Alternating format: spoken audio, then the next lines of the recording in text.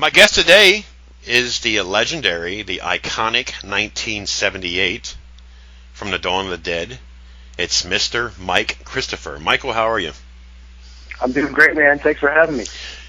I'm glad to have you here. I mean, we've been talking for, oh my God, we met at Horrifying, which doesn't exist anymore, back in 2010, I think it was. And Jim Crook was there. It's funny how we even got together is you asked me to take a picture. A fan wanted a picture of you with them, so you handed me the camera to take a picture. But that's kind of funny how that worked out. But like I said, I met you back then, and you're a Pennsylvania boy like I am. So finally I got you on here. But Dawn of the Dead, it's amazing how the Dawn of the Dead and Night of the Living Dead, these zombie films, especially from 68 and 78, and even the Italian zombie movies from the 80s, has a complete home in my heart. I mean, it really is. I mean, I don't care how cheesy it is. I don't give a shit how cheap it is, how it was made. You cannot top the old school zombie films with the cheesy-ass music. You can't top it. Yeah.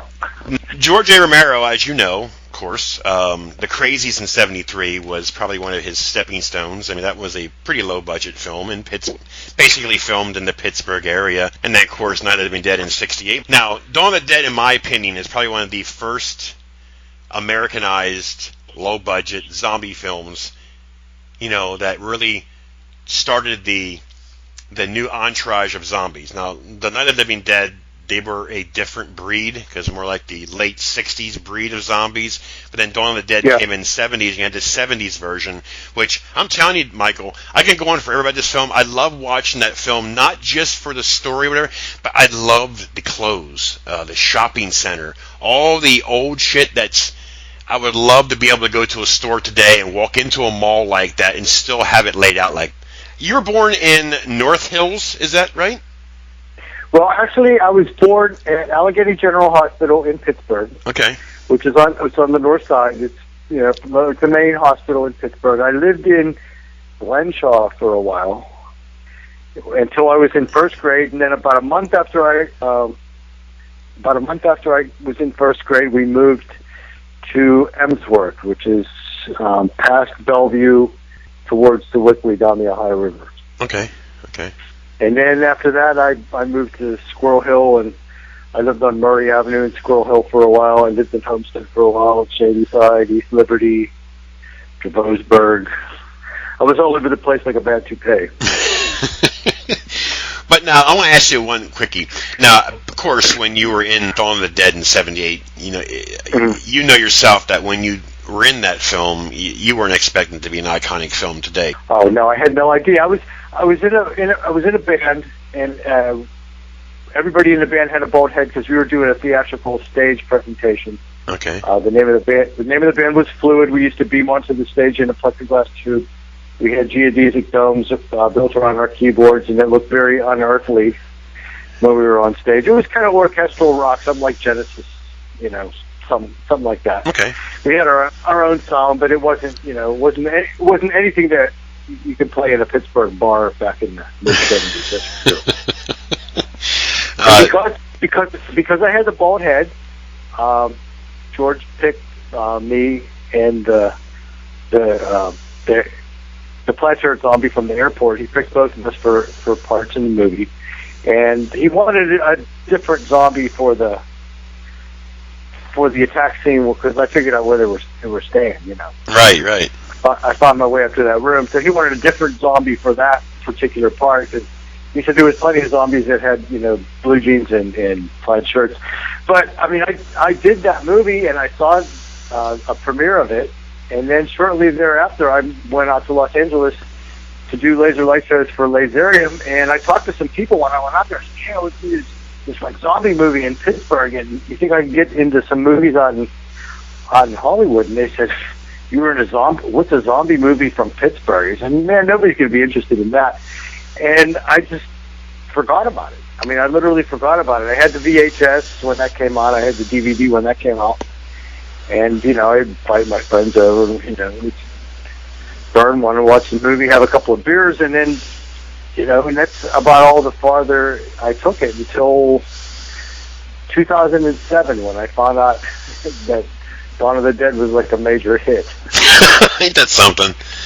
Oh, man. Yeah, I mean, I was out there. I was in Los Angeles. I mean, for all that 20 years I was out there, and I had no idea that, that anything was going on with the movie. Yeah, but now look. I mean, now you appear at horror festivals, and as the character of Dawn of the Dead, and fans go nuts. I mean, I've seen the way they were acting around you and Jim. It's like you're thinking, damn. I mean, I know. Who would have thought? I mean, it's just crazy. My first experience with that was in Fear Fest 2 in Dallas, Texas. It was my very first convention. I woke up in the morning, I turned on the news, and it said all flights from Tampa to Dallas were canceled. And I was like, oh no! But luckily my plane left like at 12:01 or 12:05 or something, and they canceled all the morning flights out of Tampa. So my flight was the first flight out to Tampa. I mean, from Tampa to Dallas, because it snowed in Dallas, and they had no snow removal equipment because it never snows in Dallas. So they couldn't land planes there because the runway was covered with snow. So I got there, I got checked into the hotel, but just about everybody was late. So they basically canceled Friday. The convention was only Saturday and Sunday.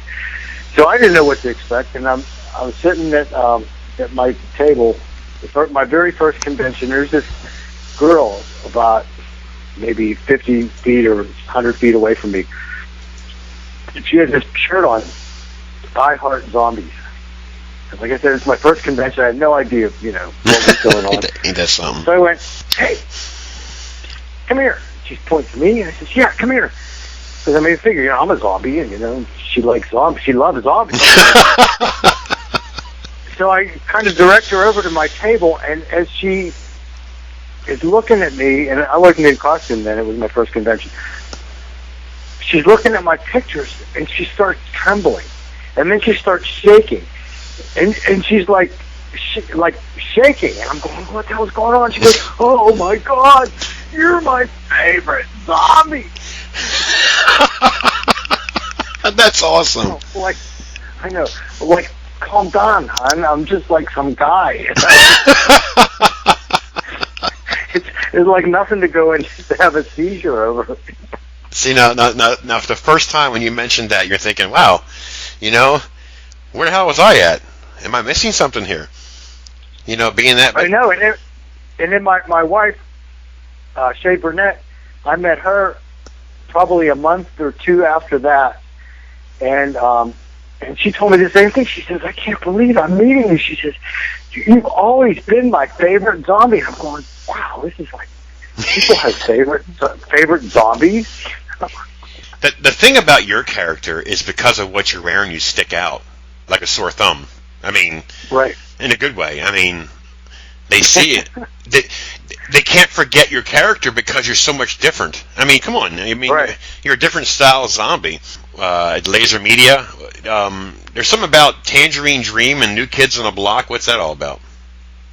Well, I went to.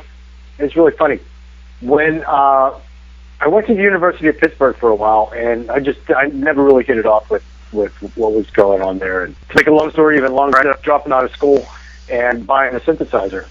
And so years later, after Dawn of the Dead, or I guess it was, after Dawn of the Dead, I kind of stopped being a musician. The bald-headed band thing kind of ran out of steam. There was really no place to play, and we had one car between all of us, and it was just really a struggle to get to rehearsals. We had to rent a rehearsal space. Nobody had any money. And like I said, we were playing, Genesis, Pink Floyd kind of material, and everybody wanted us to play rock and roll in bars and stuff, Right. So I dropped out of the band, and I went to electronics school. And I ended up putting my synthesizer up for sale. And I sold it to the guy who was the laser guy at the Blue Planetarium in Pittsburgh. And he was like totally freaked out because it was an ARP-2600 synthesizer with patch cords, the same one that Edgar Winter used when he did that song Frankenstein. And then he said, well, what are you doing for a job? I said, I'm going to electronics school. I'm looking for some work, He said, well, since you're in electronics school, he said, and you have a musical background and stuff, he said, you could be a backup laser operator at the Buell Planetarium. He said, I can't take a day off because they run shows 7 days a week. I can't take a day off, so he negotiated with the owner of the company that he could get a backup laser operator. So he trained me on how to do the shows, and I learned how to do the shows. I started doing shows, and then eventually, I guess it was like after the very end of my very first year at electronics school, they had an opening in special projects, and I went out to Los Angeles to do laser shows for the special projects division. But we did do a show for Tangerine at the Santa Monica City Center, and years later, I ended up going on tour with New Kids on the Block for about 6 months when the guy that was supposed to do the job jumped off the stage and landed on a road case with wheels. And the road case went out from under him, and he twisted his leg real bad, so he needed some recovery time. Oh, wow. So I ended up doing. I was like the assistant laser operator for that. I didn't run the show. I just like helped hang the mirrors and adjust the mirrors and pull cables and whenever the water would the lasers we used. Sometimes they were ran on 480 volt 3-phase with 100 amps a leg, which is like stuff that's on the pole. Okay. But the lasers that we used for the New Kids on the Block were only ran on 240, and but yeah, they were water cooled, and we had to string high voltage cable all the way up under the stage, and sometimes the laser would start leaking, so you had to open up the power supply and figure out where the leak was coming from, and close off the leak before while the damn thing was on, because once you get the laser on, he never checks off. Jeez. Wow. They're very temperamental. You realize that there's something there that shocked the shit out of you. We mentioned about Dawn of the Dead. Then you got back into the business again in 2008. What was that like to get back? I guess my first speaking role was in a character named Old Tom. Indiscretions. In a movie called Indiscretion, and I was with Joel Wacko in that movie, and I was just some guy that was in this ramshackle old barn of a house, and they're looking for an alien. They're looking for an alien who everybody thinks it might be a bear, but they're not really sure. It's either an alien or a bear. And I have a shotgun. I come out of there with a shotgun and a pad of paper and a pencil. Because if it's a bear, I'm going to shoot him, but if it's an alien, I'm going to draw a picture of him. Jason McCory, the director. Yeah, right. So only what was going on too much there, but I figured, I might as well try to use it. Well, I think you can see it on Amazon. I see that. But you mentioned Joel D. Winecoop, and I interviewed him, yes. 2 years ago maybe, and what a character he is. I think he's one of the nicest, coolest guys I've ever talked to. Yeah, he's. It's interesting talking to him because he went from he did a lot of the low budget stuff. I was amazed that he was back into the 80s. Of course, I never heard of this stuff. Oh yeah. But he has a longevity of an acting career. He mentioned about the Uh-Oh show, 2009. He mentioned about that. You were the ticket scalper in there, which I have not yet seen that yet. But a movie that we're going to talk to afterwards, I did see, also by Jason McCory, that I really loved. But let's talk about the Uh-Oh show. Now, again, like I said, I have not seen it, but what was your experience like in that one? Well, I was a very small part. I was a ticket scalper. The Uh-Oh show is a show that it's kind of a parody of game shows, and you spin the wheel of misfortune instead of the wheel of fortune. And you spin the wheel of misfortune if you miss the question, you don't answer the question correctly, and then the wheel of misfortune points to a particular body part, and they hack off that body part. Oh shit! Okay, that's right. Yeah, it's just tons and tons and tons and tons of blood, just blood squirting everywhere, and I was in that movie. I was in that movie, sort of the same kind of long scene. My wife Shade was in that movie too. She was a protester. Okay. Yep. A protester outside the television station, and the tickets are all sold out. And I happened to be a ticket scalper, and this one girl wants to find out what happened to her boyfriend because he appeared on the Oz show and then he disappeared. So she kept suspecting foul play. And so I sell her a ticket for $500. We called it 500 simoleons. And the really funny behind-the-scenes story about that is I brought a couple $100 in my wallet just in because I wanted to make it look right. Right. Just in the chance that they didn't have any stage money. And good thing I did, because so I said, so where's the money for this shoot? And they're going, oh, money for the shoot. Well, that's all right, we'll use mine. So I pulled out, I have, tens and fives, ones and 20s and stuff, I had this big wad of money. And I gave it to the girl because she has to pay me for the ticket. Right. So we ran through the scene once, and then we did the scene again from a different angle, and did the scene again for another angle. And then we thought we were going to shoot it again, and then we ended up not shooting it again. And then I said, okay, that's it, we're going to go on to the next scene. And she had already walked away, and she had all my money. Oh, shit. So I had to go track her down and go, hey, what about that money I gave you? Oh, that's right. Wow. And, well, it's funny they mention it because Brooke McCarter has played Jackie in this film, which I met. Yeah. I met Brooke at Horrifying the same time that you were there, and then I come to find out that he passed away. I was totally shocked by that.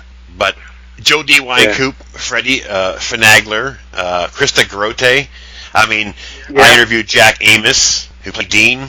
A lot of familiar. Right. And of course, Lloyd Kaufman was the pimp in there. I've never seen it, but I definitely want to find this and watch this because it has a. Babette Bombshell was in there too. Yes. Did you know Babette? Yes. She's. Oh, her part is just outrageous. Totally outrageous. Crazy cast, great cast, but. Yeah. And by the way, the Uh-Oh show is directed by Herschel Gordon Lewis, the legend. Herschel Gordon Lewis. Yeah. In case people. Yeah, I heard Herschel was going to do another movie, and I sent him an email and I said, "Hey Herschel, it's the ticket scalper from the Uh-Oh show." I said, "Hey, keep me in mind, for your next movie." And he said, "Anybody that invests $5,000 in the movie gets a part." I wouldn't mind. I wouldn't mind doing the part for gas money and a credit, but 5,000. Having to choke up $5,000 after I was already in one of your movies. Come on. Well, the next film that you had your police officer, RJ, and I got the screener, Jason McCarty's Stop Dead. Now, let me tell you something about Stop Dead.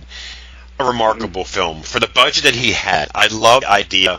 Do you know, we talked about this earlier with the old cheesy 80s films. The movie, the companies that didn't have the money to show the gore effects, they kind of go light on it. But you know what? The kill scenes in Stop Dead I thought was cool because you seen the knife go up, and that's it. You didn't see the full-fledged gore. That does not bother me at all because watching this movie reminded me of an early 80s film. And I think that's one of the reasons why I like this film. You had Shade Burnett as Biker Babe, your wife. Yeah. Of course, and yourself. Joe was in there, too. Joe D. Wynkoop, Debbie Rochon. Cindy Kratz was a waitress in here. Melanie Roble was a cheerleader, had a small part. Tony Randall's a cheerleader as well. But this film grew on me right when I watched it. I love this film, like I mentioned to Joel and I mentioned to Jason. These films here are the films is the reason why I do reviews. You have a limited budget film. It was nothing special, but that was I love that film, especially your part. Yeah. And Shades and of course Wynkoop I think that was one of his best films that I've ever seen him in. Yeah. What was your experience like in Stop Dead? Well, at that point, that was the most dialogue that I had ever done. So it was a lot of extra takes. And you don't really, when you're first, I have absolutely no acting background or training or anything. It's just, I was a zombie in Dawn of the Dead. That's but funny that was a non-speaking role, That's funny you said that. I'm the same way. Yeah. I'm the same way. I never took acting school. I never even planned on acting, nothing. And just because of my podcasts, I got into the business exactly like you did. Just came in the back door, basically. You are now part of an iconic film, like I mentioned before, over and over and over. Your career, even though I say this one way, your career is fulfilled basically in your first appearance in the film. It might not be the way you want it, but at least Dawn of the Dead always going to be attached to your name for the rest of your life, and that's something to hang your hat on. Let me tell you. Yeah, or your hair. Okay. But you were in a couple of films I don't know much about. Bikini Monsters. You played Captain Nicholson. What was that Captain Nicholson. That was filmed down in Pinellas County in Florida.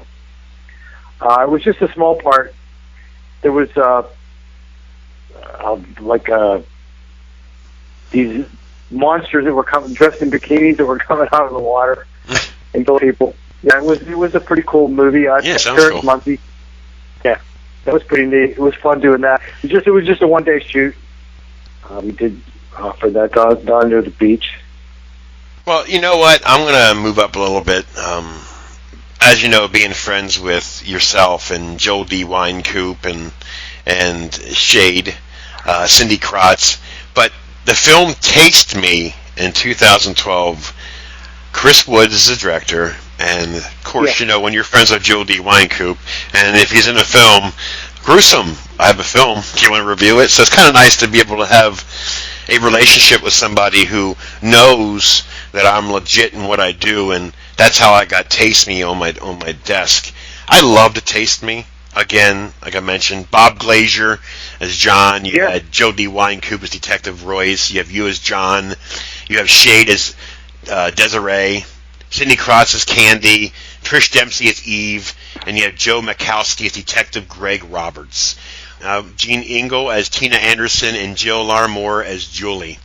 You know, I like Chris Woods' films. Chris Woods is one of these filmmakers that, how do you say this?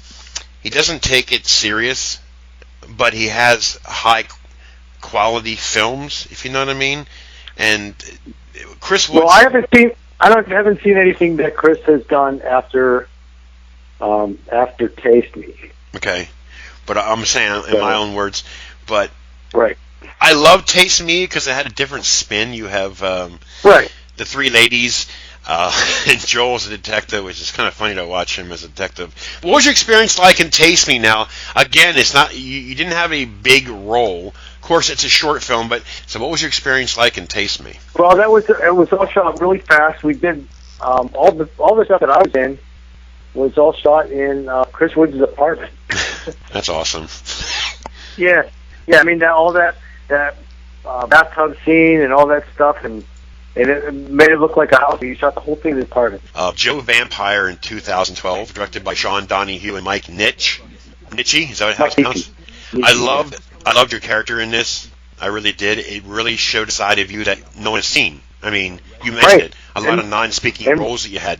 And your character as Joe Vampire was fucking brilliant. Thank you. You're welcome. Watching you in this film makes the person care about your character, makes a person say, wow, this is the zombie from Dawn of the Dead. Look what he's doing. Right. He has a lot to offer.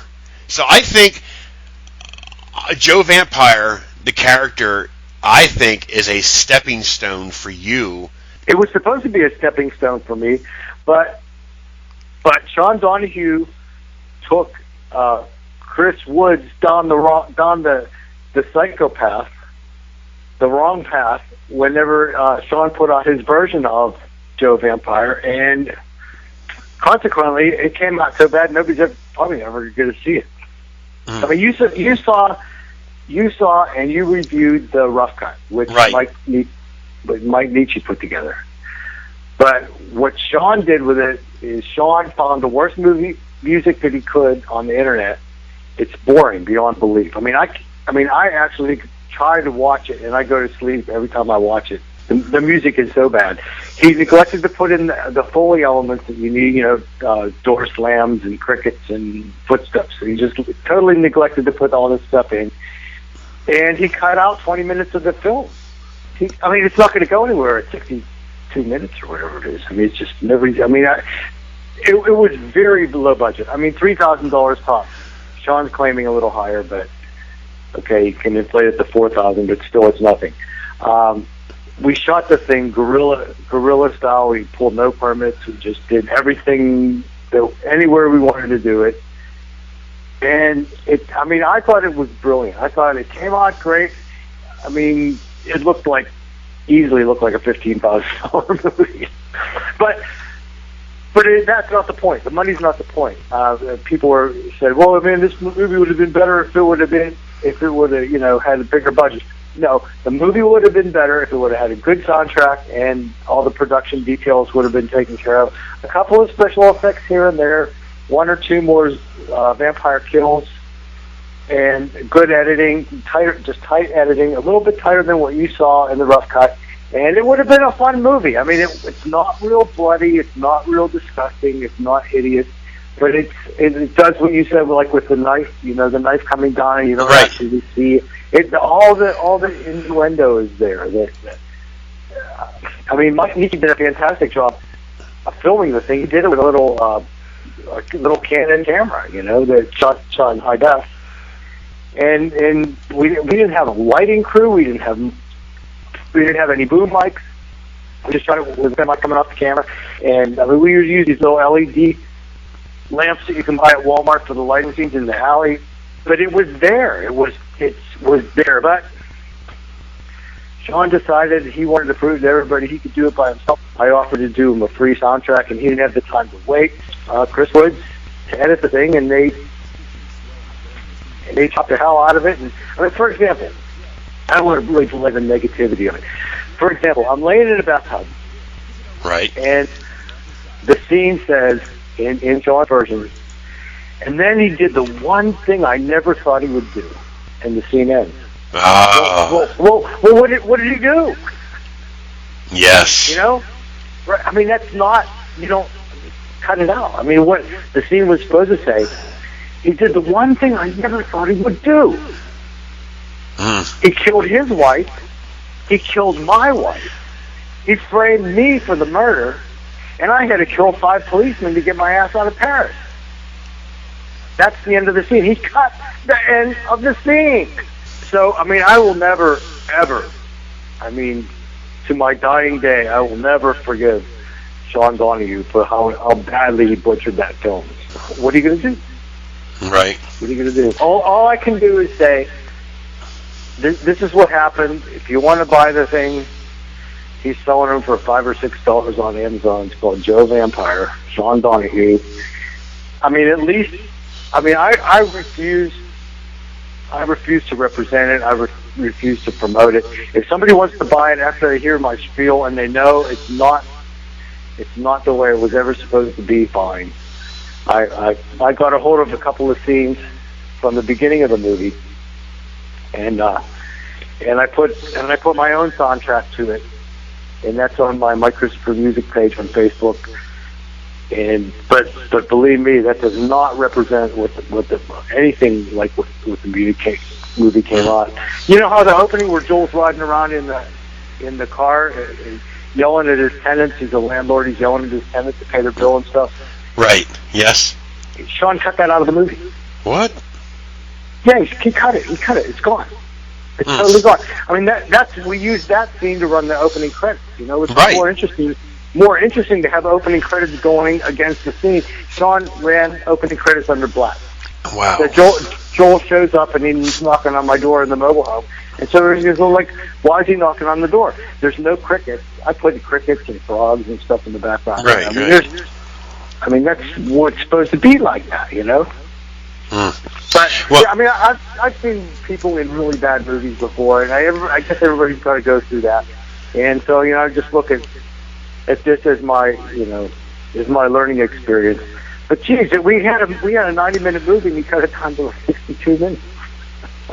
Oh wow! So it's never going to go anywhere. I mean, nobody's ever going to see it on Netflix. No. And I've seen some really, really low-budget movies on Netflix. Joe Vampire would at least have gotten a 3-star. Oh yeah. Well, to go to the next film that is a dual directors, Sean Donahue and Christopher Leto. Christopher Leto is, my opinion, a up-and-coming talented director. I've seen a bunch of his films. Die Delta Pi in 2013, I liked this film. I really did. I really do like it. The great storylines, well shot. I've reviewed that one as well. It's an 80s throwback film. Great cast. Bianca Lane, Christine Bell, yourself, of course. The cast is Bob Glazier. I mean, the cast goes on and on and on. Of course, Shade Burnett. I was buried to say that. Cindy Kratz. Cindy Kratz. But I like these films like this because you have to know what you're getting yourself into. Okay, I mean. Well, I I thought Sean goes, hey, Mike, I want you to be I was supposed to be the professor, but he decided not to use me as the professor. He decided to use me as a cop, because I drive a 2002 police interceptor.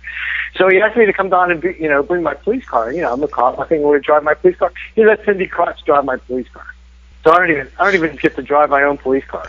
I have like 4 lines. I have 4 lines in the film, and one of the lines I inserted myself whenever I said, "That's one butt ugly woman." Oh yeah. Catherine Jordan.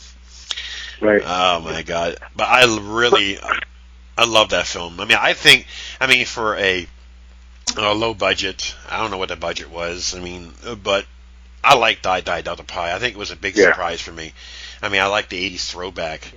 Well, here's a film that I have not heard of. It's called Plan 9 in 2015, directed by John Johnson. Right. Brian Krause, the talented Brian Krause. That is a remake of Ed Wood's Plan 9 from Outer Space. Yes, it is. It is. And I play a mechanic. And it's a very short part. I get killed by the outer space vampire guy. I forget I've totally spaced on the character name right now. Me too. But yeah, it's a cool movie. They had a hell of a good time making it, and I was only there for one day, and I had a great time making it as well. And they got to use a town. I think they used the same town that Groundhog Day was filmed in. Oh, okay. Well, is there anything else that I see here Night of the Living Dead Genesis. There's no Matt date. Clark? Yeah, is that still going in? Is it still being made? Is this filming? Is that, or is it in hiatus? It's still filming. I was supposed to film my part in December. I'm the director of a psychiatric institute. When I read the script, I couldn't stop reading it. It's like I was reading the script and I was watching the movie in my mind at the same time. It's I don't want to categorize it because I'm not a director of the movie or anything like that, but it's to briefly describe it, it's a lot of it is like the backstory of what took place before the graveyard and the old house on Night of the Living Dead. Nice. So it's like a whole different story that doesn't really have anything to do with Night of the Living Dead. It's what might have happened that leads up to what takes place in the house at Night of the Living Dead. And that's directed by Matt Cloud. Yeah. Interesting. Matt Cloud, yeah. Yeah, but it read like, it was weird. It was the first time I haven't read a lot of script. But it was the first time that I read a script that wasn't just, this is kind of okay, I understand what they're doing with this, and then here's my part, and I just focused in on my part.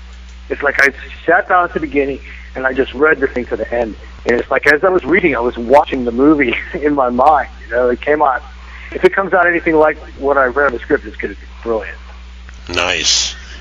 But yeah, there's a lot of people gave me a hard time about it.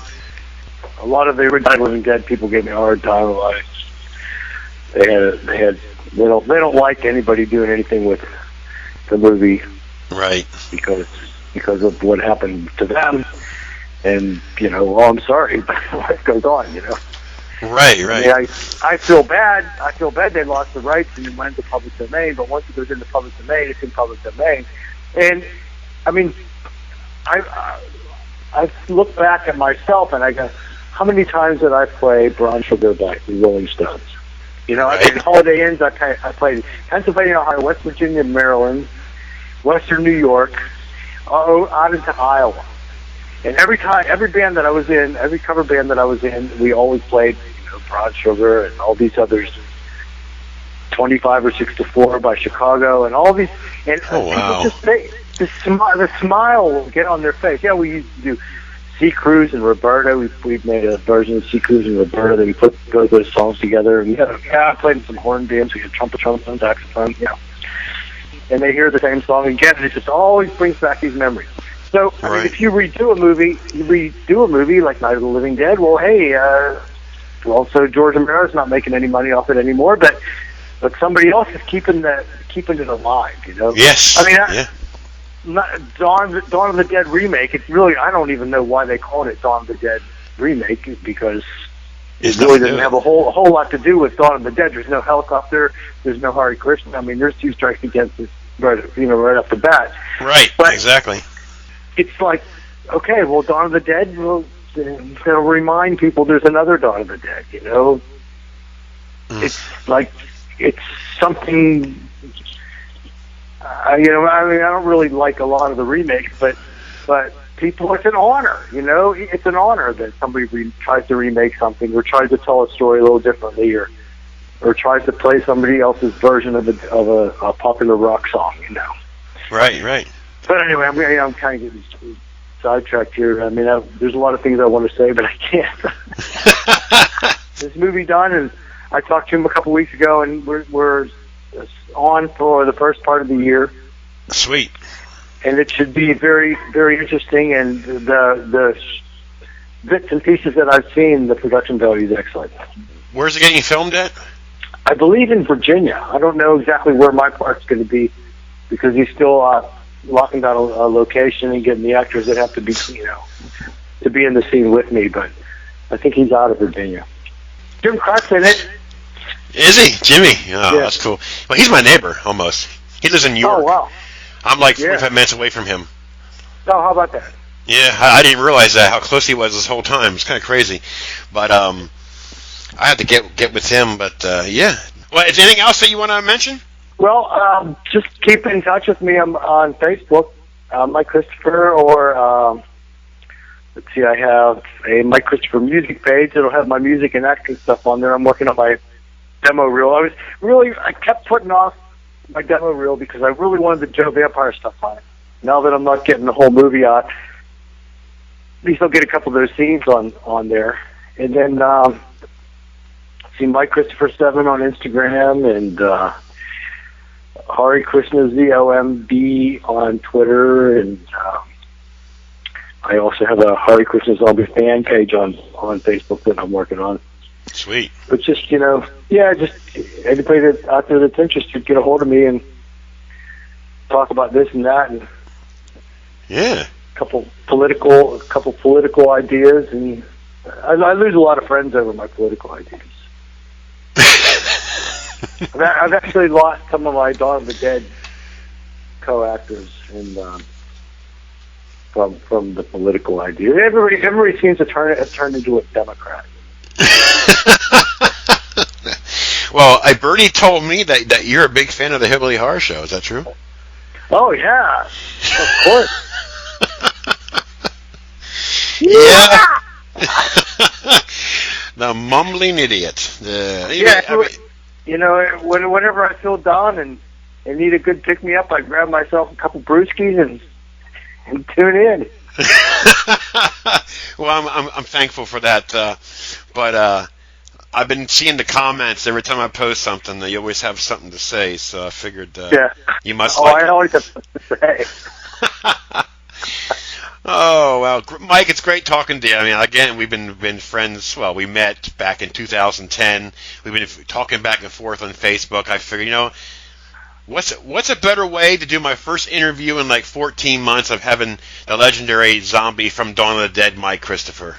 You can't beat it. Well, thanks. I appreciate it. It couldn't have come at a better day. I'm doing some remodeling around the house, and I'm not really a contractor, you know, but I can hold my own on most of the projects. And today I was just got to a point where I said, man, if it wasn't for this interview, I would have been ruined and stuff. So I wrapped up early and grabbed beer and there you go.